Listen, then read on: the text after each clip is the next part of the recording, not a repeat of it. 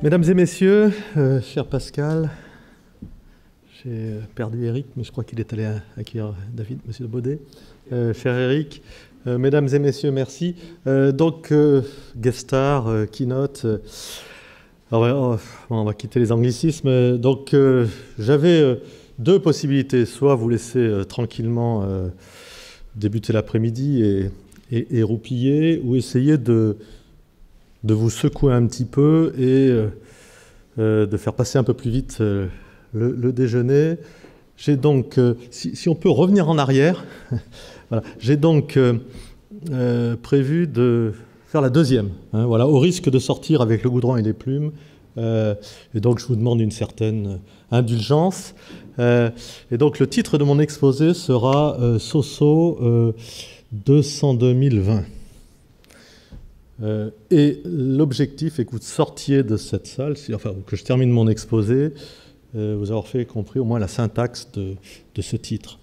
J'ai un deuxième objectif beaucoup plus ambitieux, c'est de vous faire comprendre un peu la sémantique de ce qu'il y a derrière le titre. Donc pour vous aider, je vous donne une première façon. Donc si on respecte la ponctuation, on écrira ceci, SOS, SOS 2.0, 2020. Je vais vous parler de système et d'une certaine évolution dans ce secteur, enfin la vision que j'en ai, et je parle de sujets que je connais de manière assez haut niveau, disons au-dessus des nuages, atmosphériques, mais d'une manière un peu horizontale, et j'espère que chacun d'entre vous pourra trouver un petit intérêt à mon exposé. Et donc, je m'excuse auprès des spécialistes sur chacun des sujets où il y a quelqu'un dans la salle qui en sait beaucoup, mais alors beaucoup, beaucoup plus que moi. Voilà, donc, je ne prétends pas vous faire un cours magistral. Next slide. Voilà, le numérique change la société, vous le savez, et je ne vais pas trop m'étendre sur ce titre, mais je pense qu'il change l'organisation de la société. Hein, on passe de hiérarchie de pouvoir à des réseaux de savoir, et j'aime beaucoup ce titre-là. C'est le titre d'un ouvrage qu'avait rédigé un sénateur du Rhône il y a une trentaine d'années. Et il a fallu à peu près 30 ans pour y arriver. L'approche scientifique, et on est ici au cœur du sujet, hein, de l'expérimentation réelle à la simulation numérique. La méthode scientifique, de Descartes au holisme. Les systèmes de systèmes. SOS 2.0, et vous avez déjà une clé. Les systèmes de production, l'usine du futur, l'éducation, les MOOCs, etc. Je vais me concentrer aujourd'hui sur les questions de méthode scientifique et de système de système. Slide suivant, s'il vous plaît. Alors, la méthode scientifique. Nous sommes tous des enfants de Descartes, hein, tous des réductionnistes. Civilisation occidentale s'est bâtie sur l'approche de Descartes. Hein. Alors j'aime bien un début dans l'approche de Descartes, hein. J'aime bien la première phrase. La multitude des lois fournit souvent des excuses aux vices, en sorte qu'un État est bien mieux réglé lorsque, n'en ayant que fort peu, elles y sont fortement observées.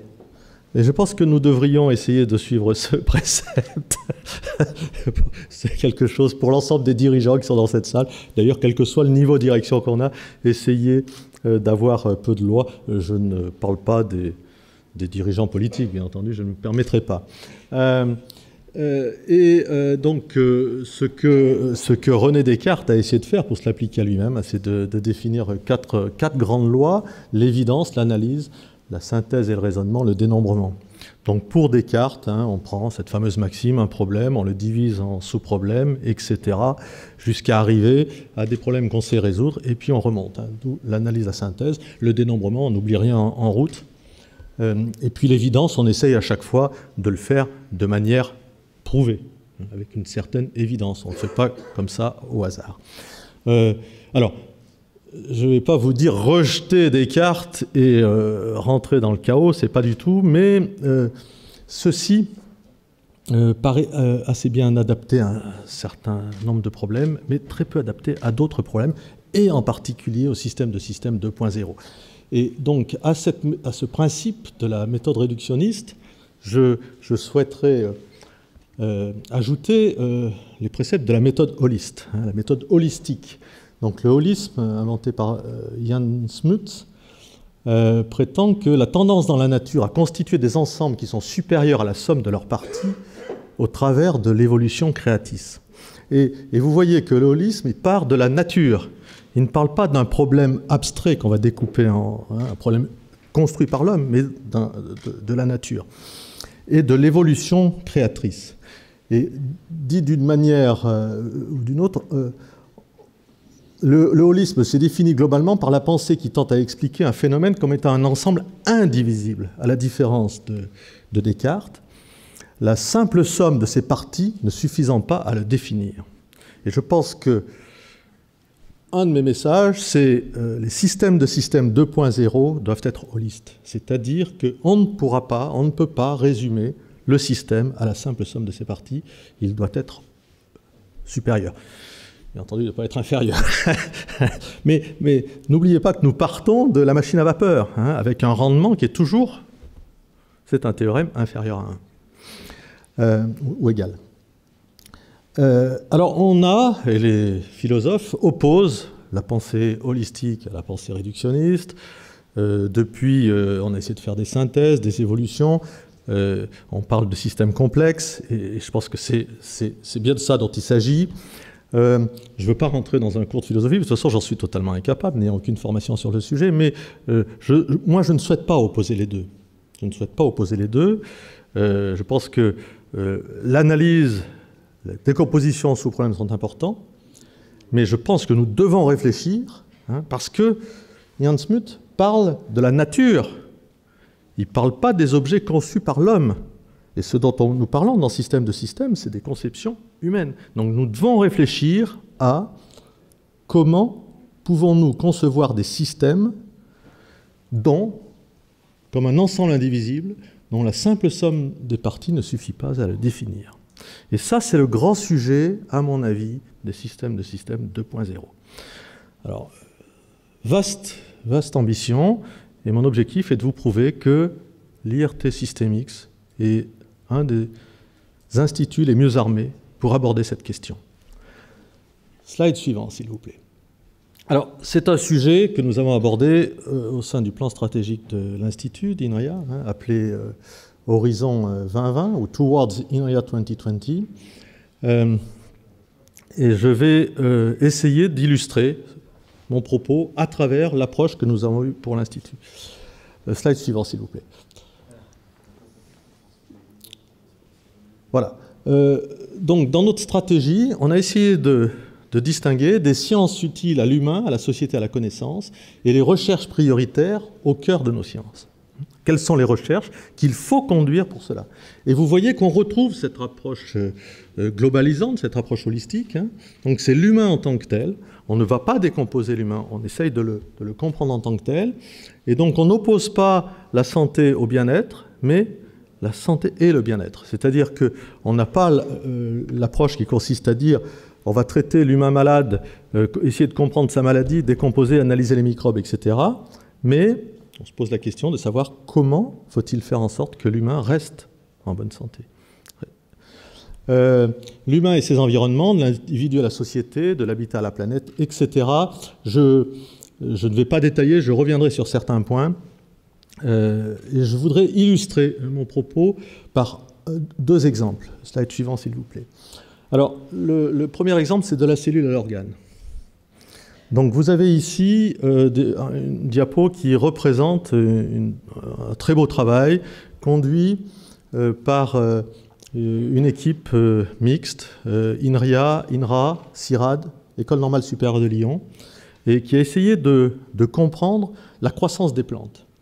Comment, donc un système complexe, cher à Michel Morvan, comment, à partir de cellules qui ont toutes le même comportement, arrivons-nous à avoir des dissymétries, à ce que du tronc naissent des branches. Donc c'est la question du méristème, et ils ont apporté des réponses extrêmement intéressantes et intelligentes. Alors, j'essaye de vous expliquer la démarche avec les mains, parce que pas plus que je ne suis expert en philosophie, je ne suis expert en biologie et biologie des plantes. Donc, comment peut-on, à partir d'une cellule dont le comportement est unique, avoir des dissymétries dans une plante? Vous voyez la première diapo en haut à gauche, c'est une image de microscope électronique. À droite, les deux images suivantes sont des modèles. Donc, le modèle de la cellule, un modèle géométrique avec des représentations colorées qui vont représenter des états différents de la cellule. Donc là, on passe d'une approche expérimentale. On a, en plus de l'image que nous donne le microscope électronique, des comportements locaux, et on bâtit un modèle numérique de la cellule et de l'assemblée des cellules. À ce modèle numérique, on va adjoindre un modèle dynamique de croissance des cellules, et là on arrive à la notion d'organe. On passe de la notion de cellules, d'assemblée de cellules, à la notion d'organe, et si on continue cette croissance, eh bien, on arrive à générer automatiquement, numériquement, des plantes numériques qui vont avoir cette unicité dans la définition de la cellule et cet organe qui permet de créer des plantes. Et vous avez la croissance qui est faite ici et qui est tout à fait en phase avec l'approche expérimentale. Ceci, me semble-t-il, illustre bien la méthode holistique, qui n'a pas consisté à partir de l'organe et à le décomposer en sous-problèmes, mais qui a consisté à essayer d'approcher l'ensemble depuis les composants de base, donc ce que les physiciens appelleraient le multi-échelle, depuis l'échelle basique jusqu'à l'échelle de l'objet. Donc, c'est un exemple qui illustre mon propos. On en a bien d'autres. Slide suivant, que je ne vais pas détailler. J'aurais pu prendre la question de la ville. Comment est-ce qu'on peut aborder la ville numérique, dans sa globalité, et non pas par une simple juxtaposition de ses composants. Point suivant, s'il vous plaît. Donc, pour ceci, nous en avons déduit qu'il fallait évoluer dans notre approche scientifique, avoir une approche beaucoup plus intégrative et beaucoup plus transversale, et définir un certain nombre de priorités. Je ne vais pas les détailler parce que l'heure tourne et je dois avancer. Donc je vous renvoie au plan stratégique de l'Institut, mais bon, je vais les lister rapidement. Calculer le futur, donc un couplage modèle, logiciel, calcul. Maîtriser la complexité, les données, les réseaux et les flux, slide suivant, et interagir, une interaction entre monde réel et monde numérique, interaction, usage et apprentissage.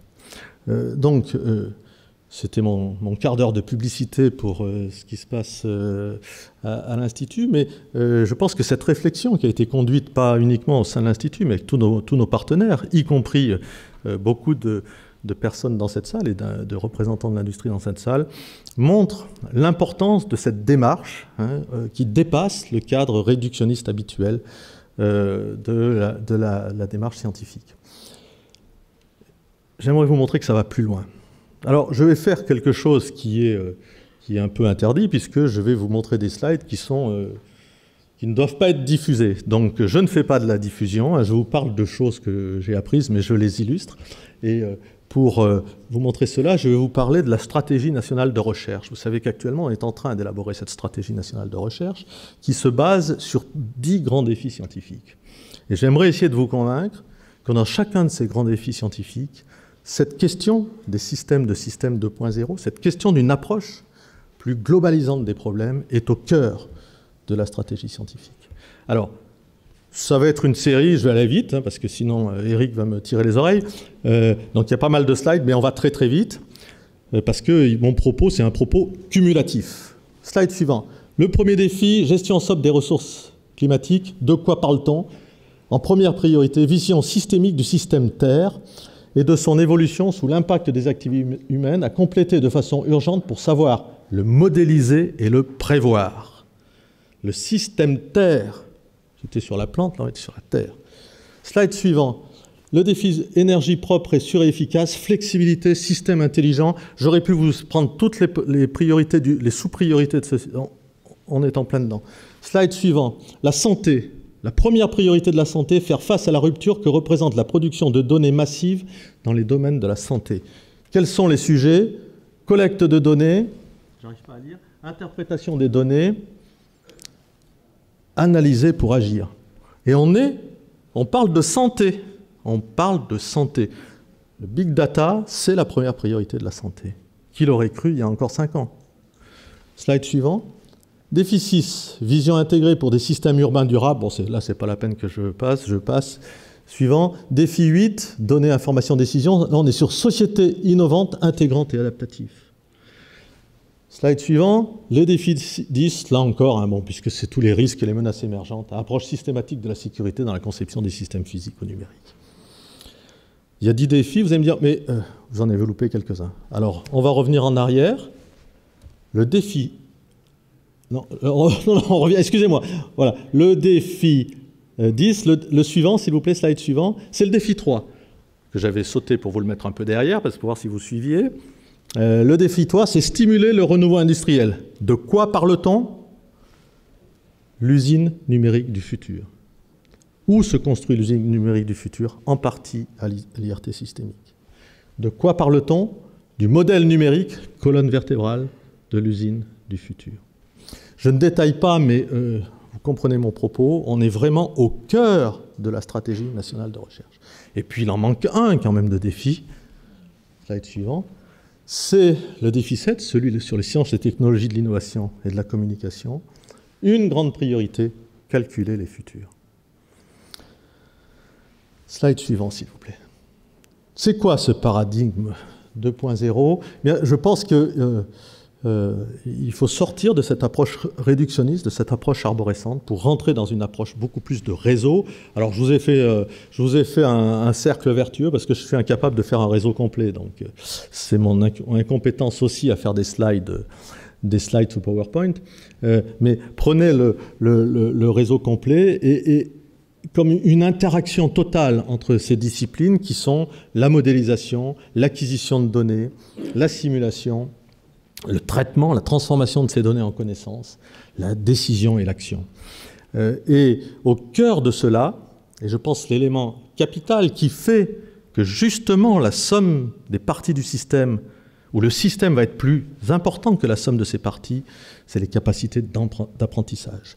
Les capacités d'apprentissage et d'apprentissage autonome sont indispensables à la conception de ces systèmes. Et l'interaction capitale qu'il faut avoir dès le début, à partir du moment où on y pense, avec les usages, les marchés, la fabrication et la réutilisation du système. Donc l'approche holistique, elle doit être aussi une approche dans la méthode. Voilà ce pourquoi je milite. Slide suivant. Et donc, quelles sont les conséquences pour Système X? Eh bien, aucun acteur de Système X n'est capable d'appréhender et d'aborder la chaîne complète de cet ensemble. Donc l'aspect capital dans Système X, c'est la mutualisation. C'est la complémentarité des acteurs et le fait de jouer ensemble. Donc des équipes jointes. Donc mutualiser les efforts et les compétences pour apporter des réponses pragmatiques aux défis que rencontrent les industriels sur ce thème de l'ingénierie numérique et des systèmes de systèmes. Alors là encore, je ne détaille pas, je laisserai la table ronde en discuter et illustrer ce point-là. Et j'en arrive à mon point final. Slide suivant, s'il vous plaît, qui vous parle du premier SOS. Je pense qu'il y a urgence. Je pense qu'il y a urgence. L'Europe, qui avait un leadership, je dirais, naturel et quasi prépondérant dans ce secteur des systèmes de systèmes qu'on appelait parfois la Cyber Physical Systems, j'ai du mal à passer de l'anglais à français, ou les technologies embarquées, les systèmes embarqués, etc. Il y a une urgence capitale parce que, me semble-t-il, me semble-t-il, ce nouveau paradigme est encore peu intégré dans les capacités européennes. Et à l'opposé, des newcomers, des nouveaux venus, peuvent partir directement sur cette approche globalisante. Donc, je ne voudrais pas terminer avec une note pessimiste. Hein. Mon propos est un propos optimiste, puisque l'IRT se crée dans une planète nouvelle, dans ce plateau de Saclay. Considérons-nous comme des newcomers dans le système et abordons sans complexe ces systèmes complexes et essayons de comprendre qu'il est possible pour les ingénieurs de construire des systèmes dont le total sera plus que la simple somme des parties. En tout cas, c'est le vœu que je fais pour l'IRT, auquel je souhaite une pleine réussite. Merci de votre écoute.